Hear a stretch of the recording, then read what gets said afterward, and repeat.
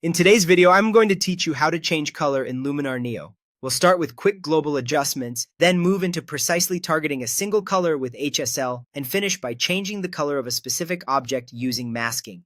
I'll also walk through a simple example so you can see the workflow in action. If your goal is to shift the overall look of the entire photo, open your image and head to the Edit view.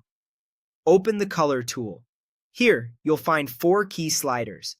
Saturation raises or lowers the intensity of all colors at once. Vibrance is smarter. It boosts the duller colors more than the already saturated ones, which helps changes feel natural and avoids oversaturating skin or bright areas. Temperature moves your whole image warmer toward orange or cooler toward blue. Tint balances green and magenta, great for fine-tuning color casts. These sliders are the fastest way to reshape the mood of a photo. Make small, deliberate moves and watch how neutrals like whites and grays respond so your image stays balanced.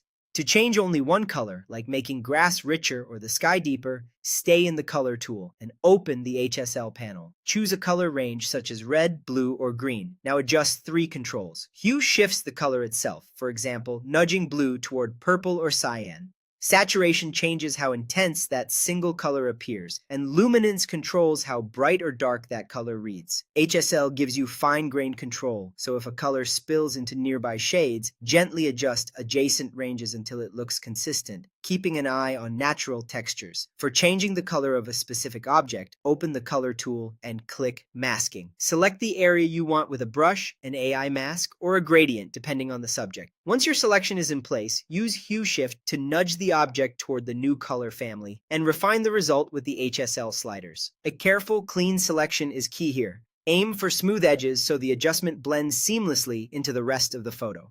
Here's a quick example workflow. To make a blue sky more vibrant, go to the HSL panel, choose blue, then increase saturation and luminance until the sky pops while staying believable.